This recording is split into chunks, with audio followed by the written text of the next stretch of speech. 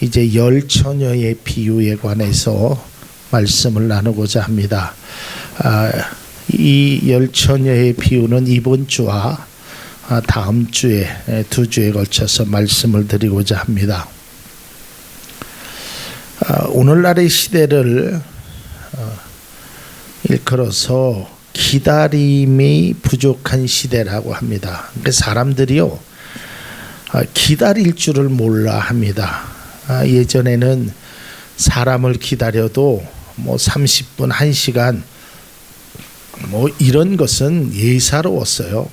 뭐 기차가 제 시간에 안 오는 거는 다반사였습니다.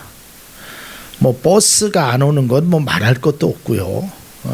근데 요즘은 조금만 늦어도 사람들이 즉각적인 반응을 합니다. 그러니까 사람들이요 얼마나 빠른 것을 원하는지 몰라요.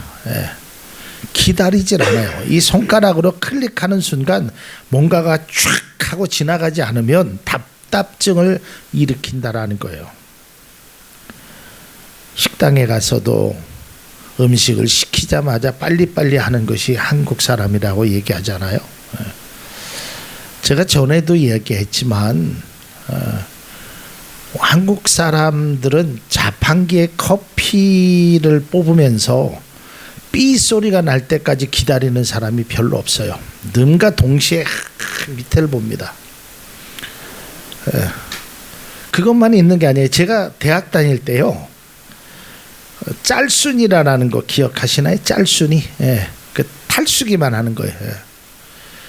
그게 넣고 뭐 어디를 갔다 오면 상관이 없어요. 근데 딱 넣고 짤순이를 5분이고 쭉 돌리잖아요. 그럼 그게 삐 소리 나면 지가 알아서 멈추는데요. 절대 거기까지 못 기다려요. 다다다다닥 도는데 뚜껑 열죠. 다 됐다 싶어서. 이게 한국 사람이란 말이에요. 그런데 그저 뭐 짤순이나 무슨 커피나 이제 이런 것은 그저 뭐 조금 급한 것으로 되는데 오늘 말씀은 신앙에서 매우 중요한 것을 말하고 하는데 그것이 바로 예수 그리스도의 재림입니다. 여러분 예수님께서 십자가에 달려서 돌아가시고 이제 부활하신 후에 이제 제자들과 함께 있다가 이제 하늘나라에 승천하시잖아요.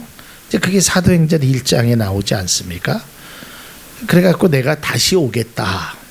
그러니까 그 사도들이 언제입니까? 묻잖아요.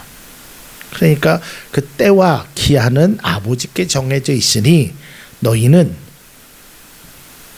성령이 임하시면 권능을 받고 온 유대와 사마리아와 땅끝까지 이르러 내 증인이 되라. 그런데 예수님이 곧 오실 줄 알았어요. 그때 당시에. 그러니까 2000년 전에 예수님이 이제 올라가셨던 대로 데살로니가에 기록된 대로 구름 타고 오시던 어쨌든 이 땅에 내가 살아있는 동안 오실 줄 알았어요. 그런데 우리 아버지가 돌아가셨어요. 우리 어머니가 돌아가셨어요. 우리 형님이 돌아가셨어요. 근데 안 오는 거예요. 그러니까 마음이 급해지. 이러다가 나까지 죽으면 나는 재림을 못 보는 거 아닌가? 이런 초대교회의 불안한 감이 있었어요.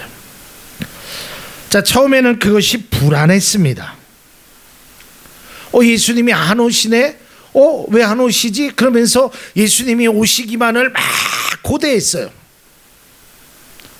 어제나 오늘이나 낮에나 밤에나 그 주님이 오시기를 기다렸는데 시간이 지나면 지나니까 안 오니까 이제 무슨 생각이 되냐?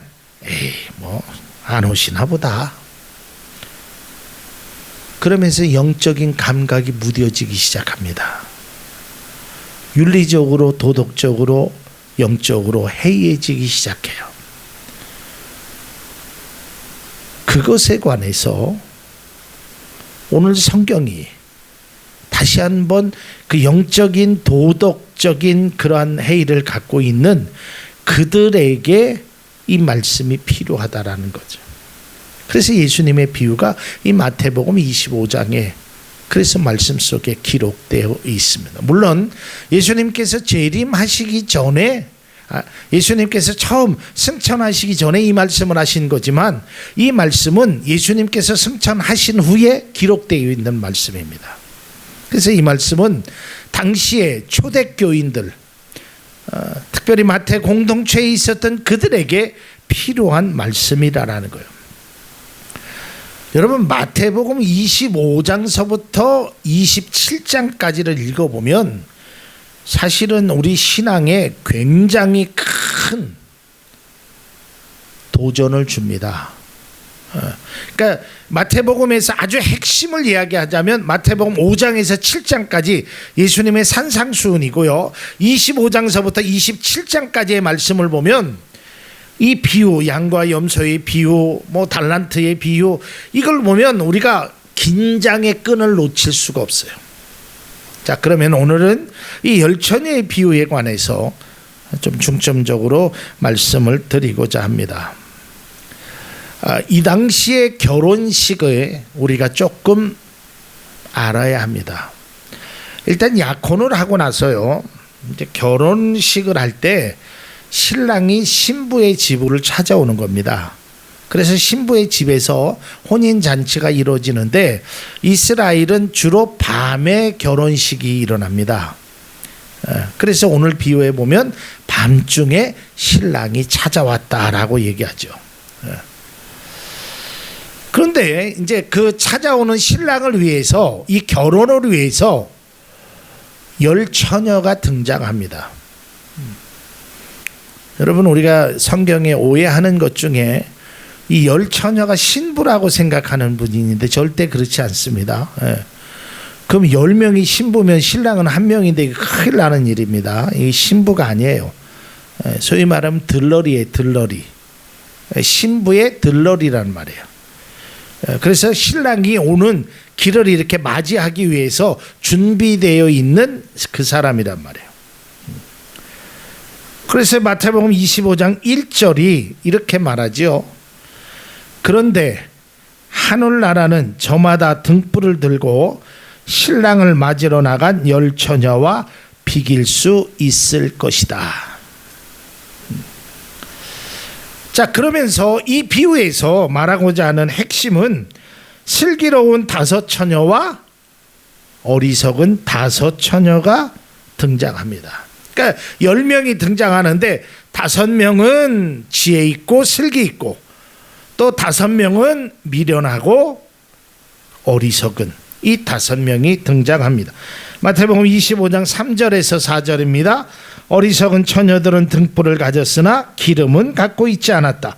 그러나 슬기로운 처녀들은 자기들의 등불과 함께 통에 기름도 마련하였다라고 말합니다. 자, 이 슬기로운 5처녀와 미련한 어리석은 5처녀의 차이가 뭐가 있어요? 차이가 등불은 똑같이 들었습니다. 그러나 기름을 준비했어요. 그러나 어리석은 5처녀는 기름을 준비하지 않아요. 이게 굉장히 중요한 영적으로 의미가 있습니다. 그건 좀 이따 설명드리고. 자, 공통점은 뭐예요? 둘 다 신랑을 기다렸다는 것. 또 우리가 오해하고 있는 것 중에 하나가 지혜로운 여인은 잠을 안 잤는지 알지만 똑같이 잠들었습니다. 똑같이 자요. 깨어있지 않았어요. 미련한 어리석은 5처녀도 잠을 잤고 슬기로운 5처녀도 잠을 잤어요. 그러니까 제가 왜 이런 말씀을 자꾸 드리냐면 우리는 이제 성경 같은 거를 읽을 때 그 자기 생각 속에서 착각하고 있는 것 중에 하나, 또 어렴풋이 들었던 이야기를 그저 그것이 맞는 것으로 성경을 읽어도 슬기로운 5처녀는 잠을 안 자고, 절대 그렇지 않아요. 잠 잤어요. 제가 작년인가 그런 말씀 드렸죠. 여러분 교회를 오래 다니는 사람한테 한번 질문해 보세요. 예수님의 십자가에 강도 둘이 있었죠. 어느 편에 있는 강도가 구원받았느냐고 한번 물어보세요. 그러면 열이면 여덟은 오른편이라고 얘기해요. 그게 어디 나왔냐 그러면 성경에 나왔다 그러거든요. 근데 그 성경은 없습니다. 오른편이 아니에요. 왼편도 아니고 어느 편인지 몰라요. 근데 우리는 오른편이라는 생각을 갖고 있다. 마찬가지로 지혜로운 여인은 잠을 안 잤고 미련한 여인은 잠을 잤다라고 생각하지만 그건 어느 성경에도 그게 나와 있지 않습니다. 둘 다 잠을 잤어요. 차이점은 기름을 준비했느냐 안 준비했느냐예요. 마태복음 25장 5절을 봅니다. 5절에 보면 이렇게 분명히 기록되어 있습니다. 신랑이 늦어지니 처녀들은 모두 졸다가 잠이 들었다. 모두 잠이 들었어요. 슬기로운 여인도 잠이 들었어요. 그런데 뭐를 준비했다 그랬어요? 기름을 준비했다 그래요. 여기서 깊은 의미가 있습니다. 자, 왜 그러면 어리석은 다섯 처녀는 기름을 준비하지 않았을까? 게을러서? 돈이 없어서? 오늘 보니까 그것도 아니에요. 나가서 금방 기름을 샀거든요. 뭐 때문에 기름을 준비하자? 이게 이제 굉장히 중요한 포인트를 하나를 잡을 수 있는데 뭐냐면 자기 생각이 앞장서서 그래요. 예를 들어서 처음부터 기름이 없었던 건 아닙니다. 그렇죠? 등불에는 기름이 있어요. 기본적으로. 그러면 내가 요만큼의 기름을 준비했어요. 그러니까 내가 생각하기에 요 정도 기름이면 신랑이 충분히 올 거다. 신랑이 올 때까지는 요 정도만 있으면 충분히 될 거다. 내 생각이 있었단 말이에요. 그러나 지혜로운 여인은 언제 올지 모른다. 그러니까 내가 준비할 수 있는 만큼 준비해야 된다. 이게 신앙의 굉장히 큰 차이예요. 여러분, 우리가 신앙을 생활할 때 가장 위험한 것이 뭐냐면 내 믿음이, 내 주관이 하나님을 앞서가는 거예요. 여러분, 이게 많은 사람들이 시행착오를 겪는 것 중에 하나가 바로 이거란 말이에요. 자기는 자기가 준비한 등불이면 충분할 줄 알았단 말이에요. 그러나 신랑은 그 시간에 찾아오지 않았습니다. 그래서 우리가 기도할 때 특별히 기도하는 분들이 특별하게 더 신경 써야 될 것은 여러분이 기도는 하되 여러분이 모든 결과를 여러분이 속단하면 안 돼요. 기도의 응답은 하나님 앞에 있는 거고 그때는 방법은 하나님께 맡겨야 되는 거예요. 내가 원하는 시간에 내가 원하는 곳에 해달라고 내가 요청은 할 수 있지만 하나님의 뜻이 어디 있는지는 나는 그분에게 맡기는 것이 그게 기도하는 사람의 참된 모습이 되어야 한다라는 거예요. 결국 어떻게 됐습니까? 한밤중이 되자 사람들이 소리합니다. 야, 저기 신랑이 온다. 10명이 자다가 깜짝 놀래 일어납니다. 그런데 자기가 생각했던 시간보다 늦어졌죠. 그러니까 등불에 기름이 없으니까 깜박깜박하고 심지가 죽어가지 않겠습니까? 기름을 준비하지 않았어요. 그러니까 옆에 있는 다섯 처녀에게 이야기하죠. 야, 좀 빌려다오. 빌려주지 않는 거예요. 여기에는 야, 그래도 어떻게 친구인데 아는 사람인데 같이 있었던 사람 인색하다, 그게 아니고요. 여러분, 천국은 다른 사람의 믿음으로 가는 것이 아닙니다. 하늘나라는 다른 사람의 힘으로 가는 것이 아니에요. 물론 옆에서 함께 기도해 줄 수 있지만 결국 믿음은 자기의 것이란 말이에요. 그래서 다섯 처녀가 급히 기름을 사러 가지요. 그런데 그 산 사이에 잔치의 문은 닫히게 됩니다.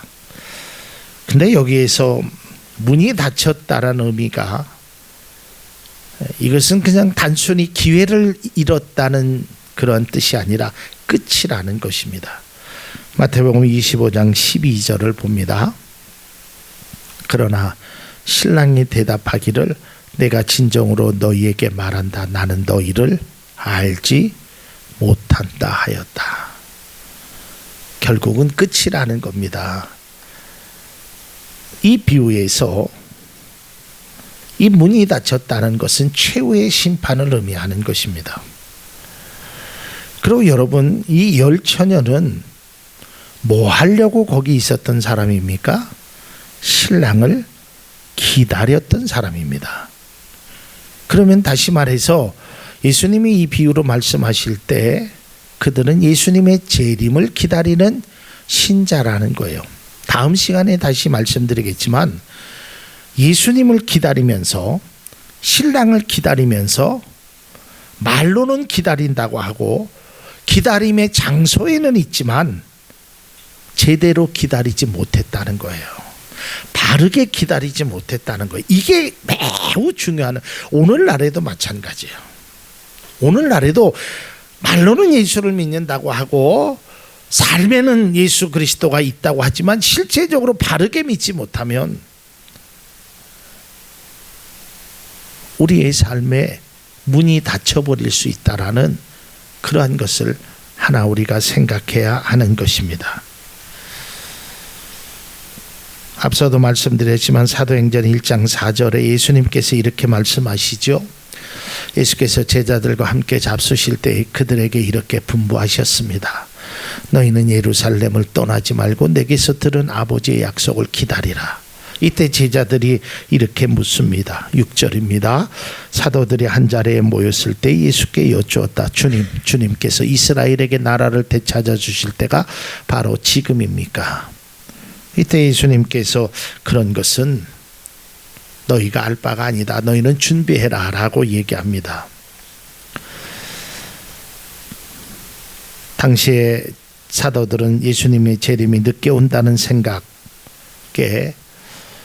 영적인 회의감이 있었습니다. 그것에 관해서 이 성경 말씀은 다시금 그들에게 경고의 메시지를 던지고 있습니다. 저는 말씀을 준비하면서 오늘날에도 마찬가지예요. 여러분, 한번 곰곰이 생각해 보십시오. 저도 마찬가지지만 여러분 재림에 대한 설교를 혹시 들어보신 적이 요 근래에 있으시던가요? 재림, 예수님이 다시 오신. 그리고 또 묻겠습니다. 여러분, 예수님이 내일이라도 오셨으면 좋겠습니까?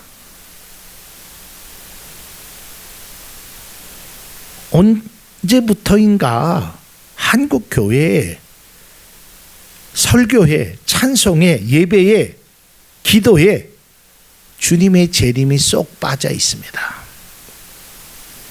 어떻게 하면 세상에서 잘 살고, 어떻게 하면 세상에서 행복하고, 어떻게 하면 교회가 부흥되고, 다 우리의 모든 기도가 세상에 있어요. 천국을 사모하지 않아요. 그건 죽은 다음에 가는 거로.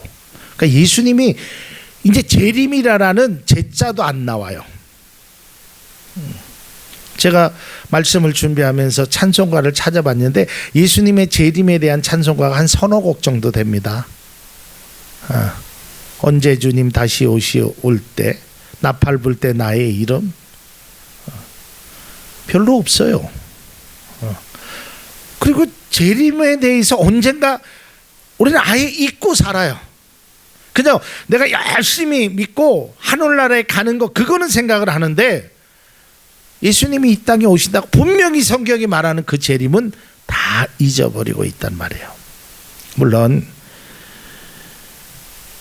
뭐 예수님께서 이 땅에 오시던 또 우리가 천국을 가던 우리는 그저 믿음 생활을 열심히 하는 것이 그게 주가 되어야 됩니다. 재림의 주님을 만나던 천국의 소망을 가졌던 그 믿음은 우리에게 변함이 없어야 합니다. 그러나 우리가 너무 우리의 신앙이 세속적으로만 그저 세상 속에서만 잘 살기만을 위한 신앙보다는 그래도 주님의 재림을 기대하면서 살아간다면 우리가 이 세상을 조금 더 믿음적으로 살아갈 수 있지 않을까라는 생각을 가져보게 됩니다.